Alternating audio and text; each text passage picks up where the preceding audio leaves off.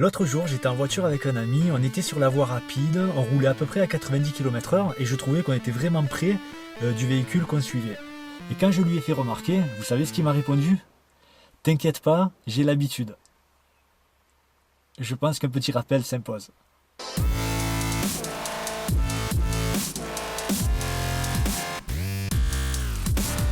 Salut à tous, j'espère que vous allez bien.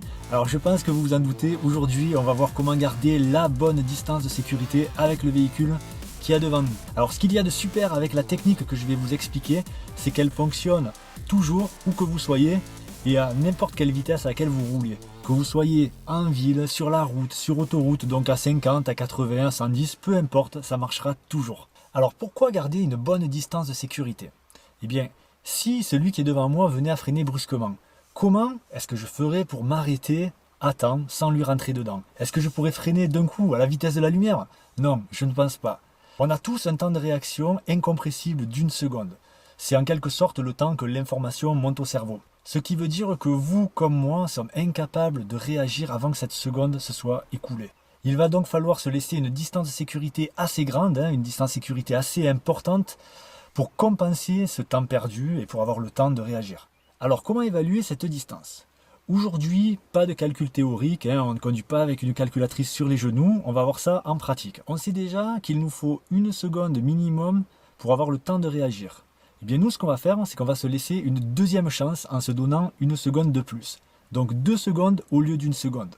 La vraie bonne distance de sécurité doit être de 2 secondes, c'est-à-dire 2 fois le temps de réaction du coup. Ok, mais concrètement, comment on fait? Eh bien, c'est très simple. On prend un repère sur la route, ça peut être un panneau par exemple, mais ça peut être ce que vous trouvez. Un arbre, une ombre, un caillou, peu importe, ça marchera de la même manière. Le véhicule devant nous va franchir le repère que vous avez choisi. À partir de ce moment-là, il devra s'écouler 2 secondes avant que moi, à mon tour, je franchisse ce repère. S'il y a moins de 2 secondes, je ralentis et j'augmente la distance. Mais comment savoir s'il y a bien 2 secondes? Eh bien, je vais prononcer une phrase qui dure 2 secondes. Ça peut être la phrase que vous voulez. Alors, prenez un chronomètre, ou plutôt prenez votre téléphone, application chronomètre, et chronométrez-vous en train de dire une phrase qui doit durer 2 secondes. Ça deviendra votre phrase fétiche. Si vous n'avez pas d'idée, prenez celle-là. Je garde ma distance de sécurité. Allez, démonstration. Alors je vais attendre que le camion arrive au niveau du panneau bleu. Dès que son arrière arrive au panneau bleu, je vais prononcer la phrase « Je garde ma distance de sécurité ». Alors là, vous avez vu, j'ai eu largement le temps de la prononcer avant d'arriver moi-même au repère, donc c'est que ma distance est bonne. Donc je vais me rapprocher un petit peu plus pour tester. Allez, je vais le tester avec le panneau bleu maintenant. Là. Je garde ma distance de sécurité. Alors là, elle y est juste. Là, j'ai pile poil la distance de sécurité.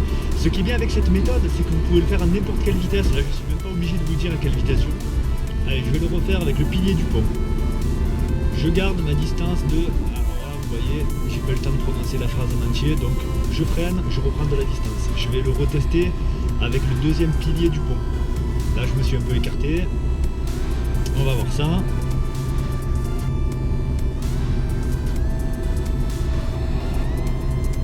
Je garde ma distance de sécurité. Ça fait encore un peu juste. Je vais ralentir encore un petit peu, je vais m'écarter encore un petit peu. Là, je teste avec le début de l'autre camion.